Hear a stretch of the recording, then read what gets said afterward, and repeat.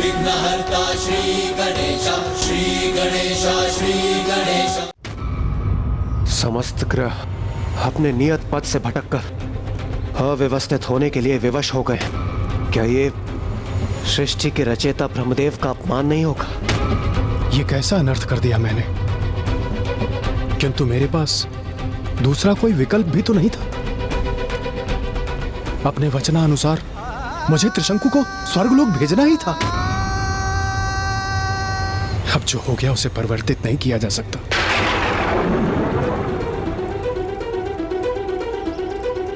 ऋषिवर, आप तो महानतम ऋषियों में से एक, और आप इतना तो कर ही सकते हैं। ये नवीन सृष्टि वास्तविक सृष्टि के क्रियाकलापों में कोई हस्तक्षेप ना कर पाए। इसका तो अब एक ही उपाय है। त्रिशंकु अपने नवीन स्वर्गलोक से अपने नवीन सृष्टि पर अपना आधिपत्य स्थापित करे, जिसे आज से त्रिशंकु की सृष्टि कहा जाएगा, जो सृष्टि की प्रतिसृष्टि होने के कारण उसके प्रतिछाया के समान उल्टी रहकर ही स्थापित होगी, जिसके स्वर्ग में त्रिशंकु भी उल्टे रहकर ही वास करेंगे। त्रिशंकु की सृष्टि एवं देवराज इंद्र के स्वर्गलोक के क्रियाकलाप में कोई हस्तक्षेप नहीं कर सकेगा। और यह सब सुनिश्चित करने के लिए मैं अपने शेष तपोबल से त्रिशंकु की सृष्टि का इतना सुदृढ़ घिराव कर दूंगा, और जिसके कारण वास्तविक सृष्टि एवं त्रिशंकु की सृष्टि में संपर्क होना असंभव हो जाएगा।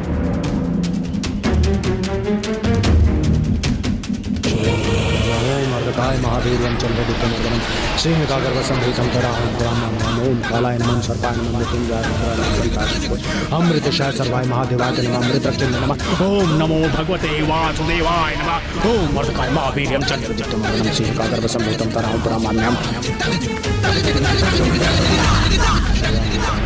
मर्दकाय महावीर्यं चंद्रगुप्तमर्दनं सिंहकागर्वसंभूतं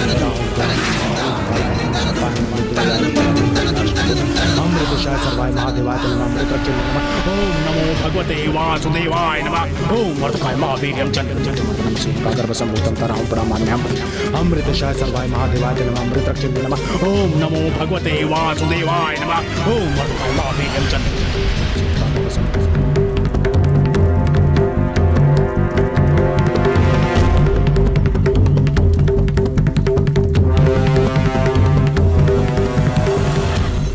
अंततः दोनों की ही हानि हुई। एक ओर जहाँ ऋषि विश्वामित्र अपनी पूर्ण तपोशक्ति खो बैठे, वहीं महाराज सत्यव्रत त्रिशंकु बनकर पृथ्वी और स्वर्ग के मध्य में ही उलझे रहने पर विवश हो गए। उन्हें ना धरती प्राप्त हुई और ना ही स्वर्ग। इसीलिए ये तो स्पष्ट है कि ना क्रोध से किसी का कोई भला हुआ है और ना ही किसी के प्रति कोई द्वेष रखने से। और एक दिवस तो ऐसा भी आएगा लंकेश, जब मनुष्यों को वास्तविक फल एवं वनस्पतियों और उनके प्रतिरूपों के मध्य बड़ी सावधानी से भेद करना होगा। अन्यथा वास्तविक के स्थान पर लंकेश उन्हें फल और वनस्पतियों के भी प्रतिरूप ही प्राप्त होंगे। आप उचित कहते हैं गौरीपुत्र। जो भूल उनसे हुई पुनः वही भूल ऋषि शिलाद से ना हो, इसलिए ऋषि विश्वामित्र ने अपनी संपूर्ण कथा विस्तार से ऋषि शिलाद को सुनाया। मैंने अपने हट से स्वयं को क्षति पहुंचाई। ब्रह्म ऋषि होते हुए भी धर्म के, प्रकृति के और ब्रह्मदेव के विरुद्ध चला गया और अपने वर्षों की साधना से अर्जित तपोशक्ति का हास कर बैठा। और ये तो संयोग है। प्रतिसृष्टि के निर्माण के उपरांत मुझ में कुछ तपोबल शेष था, अन्यथा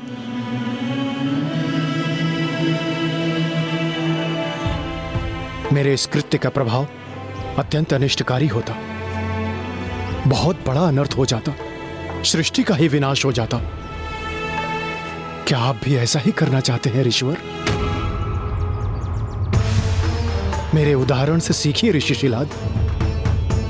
अपना ये हठ त्याग दीजिए, इससे किसी को कोई लाभ नहीं होगा। आप तो अपना तपोबल तो नष्ट करेंगे ही, साथ साथ सृष्टि एवं उसमें रहने वाले अनेकों जीवों का सर्वनाश कर देंगे। स्वयं परमेश्वर के कार्य में हस्तक्षेप करने के महापाप के भागी बनेंगे आप।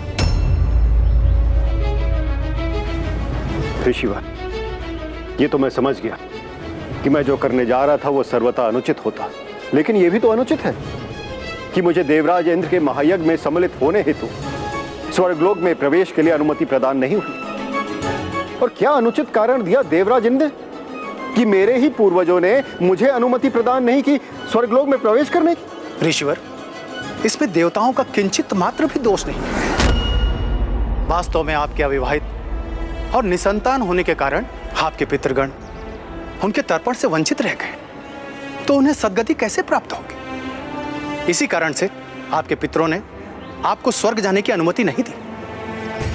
आप स्वर्ग में इसलिए प्रवेश नहीं कर सकते क्योंकि आप बस ओह, तो कदाचित देवराज इंद्र मुझे यही बताने का प्रयास कर रहे थे, जिसे मैंने अपने क्रोध के कारण अनसुना कर दिया। आप सत्य कह रहे हैं ऋषिवर, मैं वास्तव में बहुत बड़ी भूल करने जा रहा था। ऋषि विश्वामित्र ने इस अनर्थ को होने के पूर्व ही रोक दिया।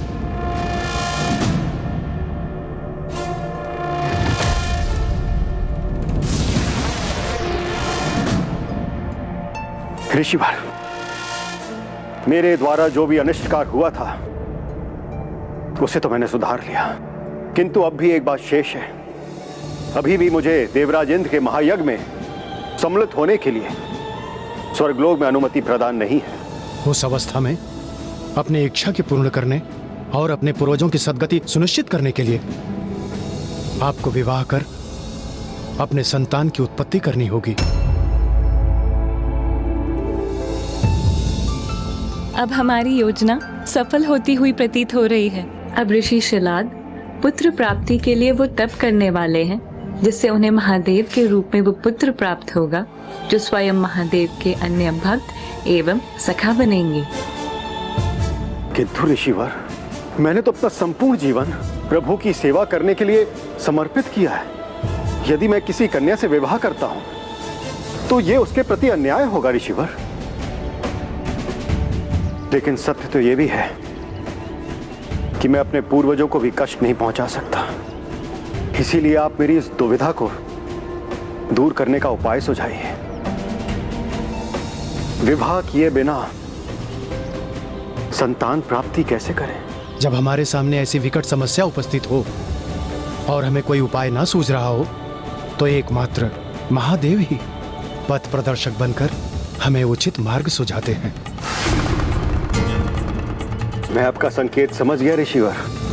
मैं अपने प्रभु महादेव की आराधना करूंगा, क्योंकि वही एक है जो मुझे वरदान स्वरूप संतान प्रदान कर सकते हैं। और संतान प्राप्ति के लिए मैं प्रभु महादेव की यही तपस्या करूंगा।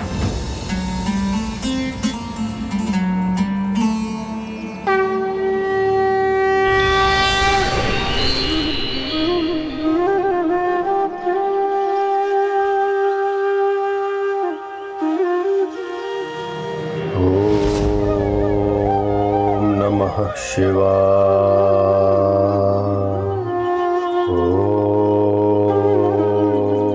अर्थात पिताश्री प्रभु महादेव के अवतार नंदी जी के जगत में प्रकट होने का समय अब निकट था। कभी कभी महानतम पुण्यात्माओं के जीवन में भी ऐसा समय आता है जब उन्हें किसी अन्य के मार्गदर्शन की आवश्यकता होती है, जैसे ऋषि शिलाद, जिन्होंने ऋषि विश्वामित्र से दिशा निर्देश पाकर स्वयं को क्रोध के विकार से रक्षित कर अपने तपोबल का हास नहीं होने दिया। इसलिए ये कहा जाना सर्वथा उचित है कि यदि क्रोध आपको प्रभावित करे तो उसे व्यक्त करने के स्थान पर धैर्य धारण कर अपनी श्रेष्ठता का परिचय देना चाहिए। लंकेश, ये लीजिए, जल ग्रहण कीजिए।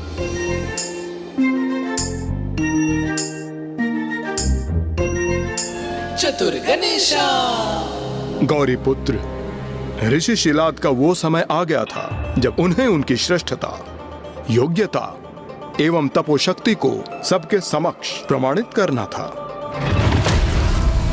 शीघ्र ही महादेव को उनके सखा, वाहन एवं परम भक्त का साथ प्राप्त होगा, जिनकी वो इतनी व्यग्रता से प्रतीक्षा कर रहे थे। किंतु उससे पूर्व ऋषि शिलाद को अपनी तपस्या से महादेव को प्रसन्न कर ये प्रमाणित करना होगा कि वास्तव में वही महादेव के अवतार के पिता बनने के योग्य हैं। ओम नमः शिवाय।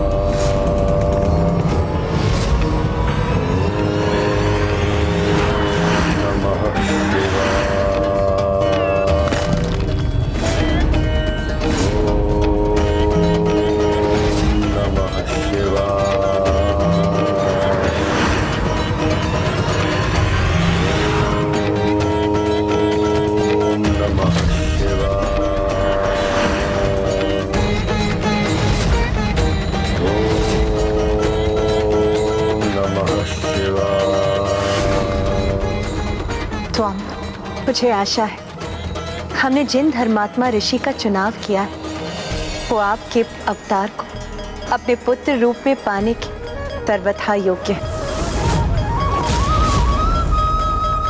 और आप भी अपने सखा से भेंट कर पुनः संतुष्ट एवं आनंदित होंगे। ओम नमः शिवाय। ओम नमः शिवाय।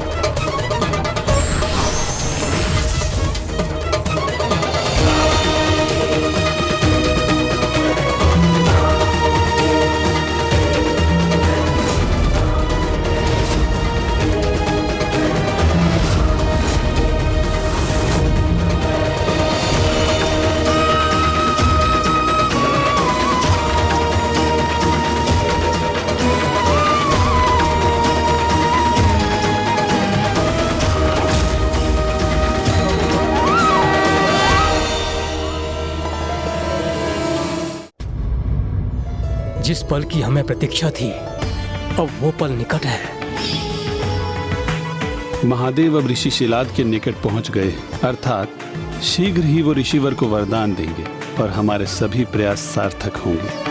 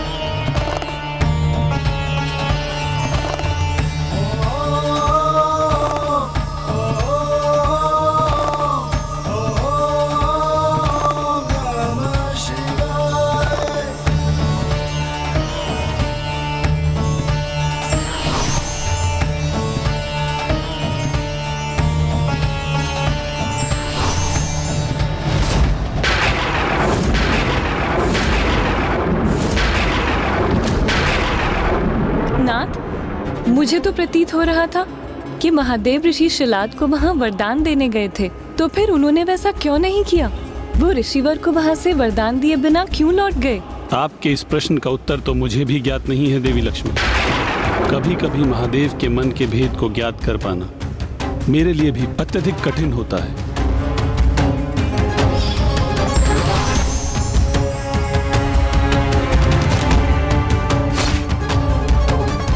स्वामी का ऋषि शिलाद को वरदान न देना किसी बात का संकेत है? उनके तप को संपन्न करने में इतना विलंब क्यों कर रहे हैं स्वामी?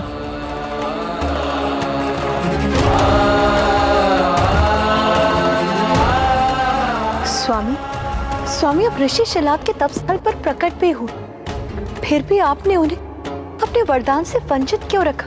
क्या आप उन्हें उनके तप का मनोवांछित फल प्रदान नहीं करना चाहते? क्या वो आपकी कृपा के पात्र के योग्य नहीं स्वामी? प्रिय, ऋषि शिलाद मेरे अवतार के पिता होंगे, अर्थात वो मेरे भी पिता होंगे, और एक निष्ठावान पुत्र होने के नाते ये मेरा कर्तव्य बनता है कि मैं उनकी सेवा करूं। इसलिए मैं उनकी सेवा करने के लिए वहां प्रस्तुत हुआ था, उनके लिए छांव उत्पन्न करने गया था।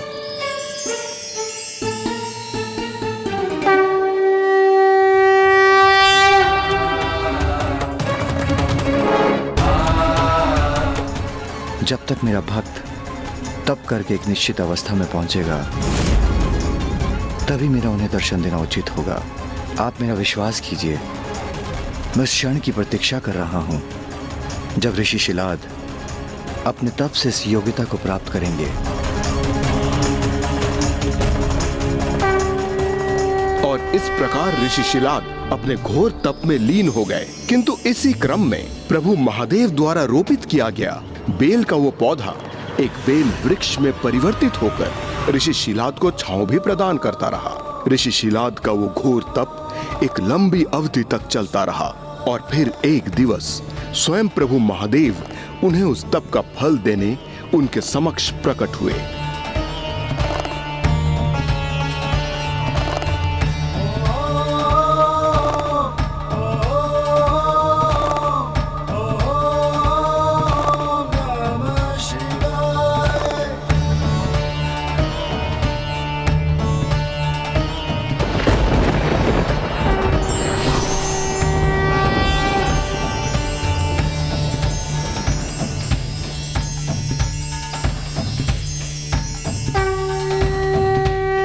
अपने नेत्र खोलिए ऋषिवर।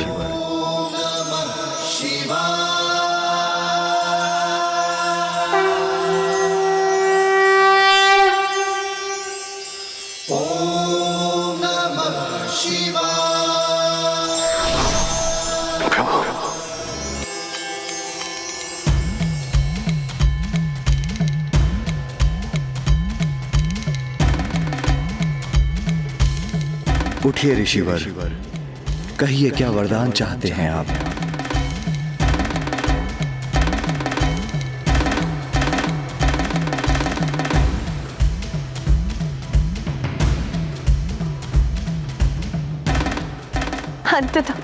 अंततः वो क्षण आ ही गया जिसकी हम सभी को इतनी आतुरता से प्रतीक्षा थी।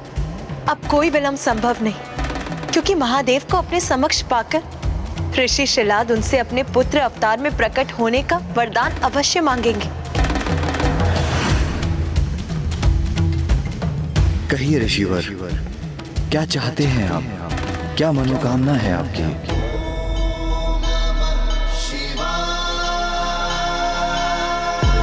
अब बोल भी दीजिए ऋषिवर, मांग लीजिए प्रभु महादेव से पुत्र प्राप्ति का वरदान। बताइए ऋषिवर, इस कठोर तप के पीछे आपका क्या उद्देश्य था? प्रभु, मुझे तो कुछ भी स्मरण नहीं है।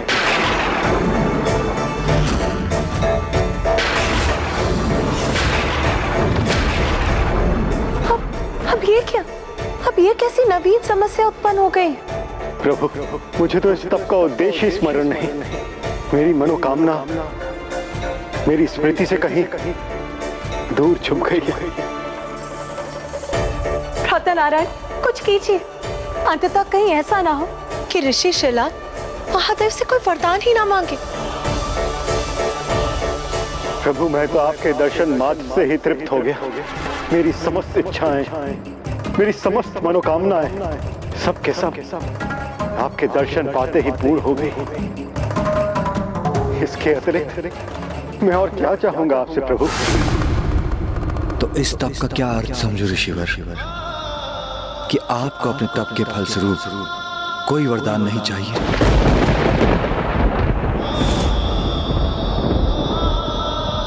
अब तो पुनः आपको कोई उपाय करना होगा नारायण। नहीं ब्रह्मदेव, इस समस्या का समाधान तो मेरे पास भी नहीं। इस समस्या का समाधान मात्र वाणी की देवी सरस्वती के पास है।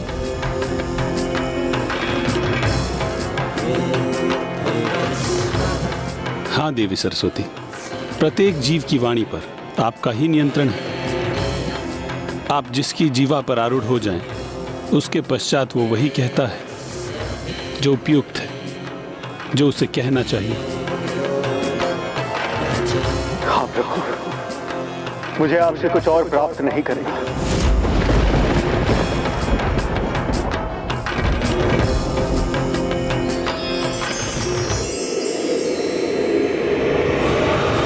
आप मुझे मात्र इतना वरदान दीजिए कि आप मेरे अयनुज पुत्र के रूप में जन्म। आप मुझे मात्र इतना वरदान दीजिए कि आप मेरे अयनुज पुत्र के रूप में जन्म। आप मुझे मात्र इतना वरदान दीजिए कि आप मेरे अयनुज पुत्र के रूप में जन्म।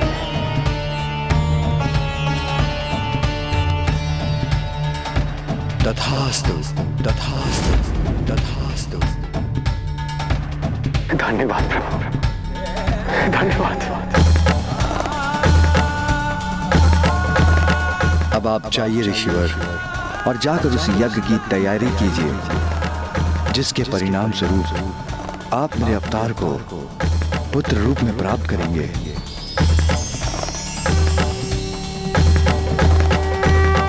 अर्थात अब वो क्षण अत्यंत निकट था जब पिताश्री अपने नंदी अवतार में प्रकट होने वाले थे।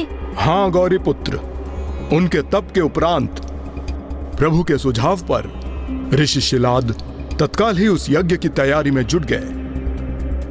तब ऋषिवन ने उस स्थल को यज्ञ के उपयुक्त बनाने हेतु अपने हाथों में हल लिया और एक असमतल भूमि का भाग जो उनके पास था उस पर हल चलाना आरंभ किया और संपूर्ण भक्ति एवं उत्साह के साथ उस असमतल भूमि को समतल बनाने के लिए ऋषि शिलाद अपने अथक परिश्रम और प्रयास में लग गए। ऐसी असाधारण ऊर्जा, ऐसी उमंग तो स्वाभाविक थी, क्योंकि ऋषिवर स्वयं जगत पिता शिव शंकर प्रभु के अवतार के पिता जो बनने जा रहे थे।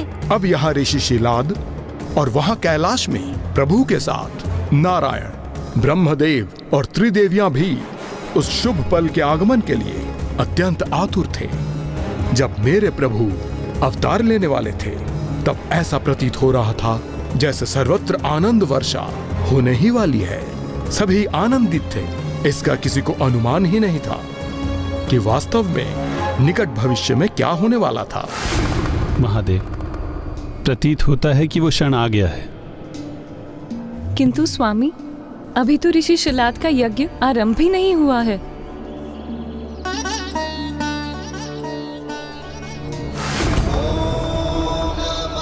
जिस भक्ति और निष्ठा से वो यज्ञ की तैयारी कर रहे हैं, जिस प्रकार कठोर श्रम कर वो उस स्थल को यज्ञ के उपयुक्त बना रहे हैं, वो एक यज्ञ के समान ही है। और श्रद्धा भाव से किया गया कोई भी परिश्रम एक यज्ञ जैसा ही होता है। श्रद्धा विहीन किया गया कोई भी यज्ञ एक साधारण कार्य होने तक ही सीमित रह जाता है, निरर्थक हो जाता है।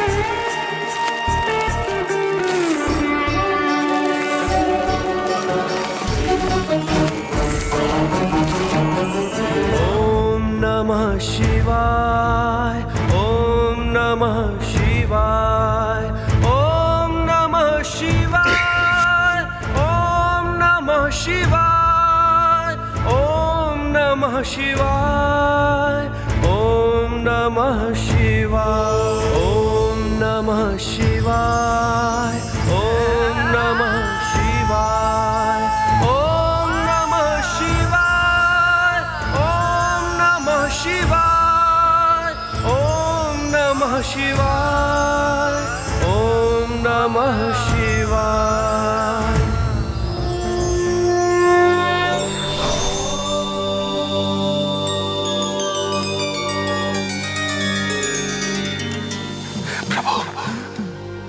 पिताजी, पिताजी, पिताजी। कितना अनुपम, कितना दिव्य दृश्य है ये। पिता पुत्र का ये दिव्य मिलन तो सर्वथा अद्भुत है।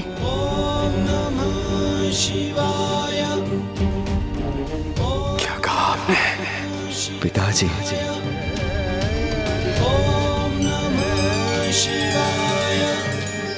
अपने भीतर उमड़ते सुख के सागर को प्रभु प्रकट होने से कैसे रोकूं? मुझे तो ऐसा प्रतीत हो रहा है जिसे आनंद का वास्तविक अनुभव आज हो रहा है मुझे। आपने मुझे पिताजी कहकर आनंदित कर दिया, इसलिए आप आनंद आता है, अर्थात नंदी हैं। ओम नमः शिवाय, ओम नमः शिवाय, ओम नमः शिवाय, ओम नमः शिवाय। श्रेष्ठ भक्ति और हृदय की निर्मलता भक्त और भगवान के संबंध को एक कर दोनों को एक दूसरे का पूरक बना देते हैं। For more updates, subscribe to our channel, click the show links and enjoy watching the videos.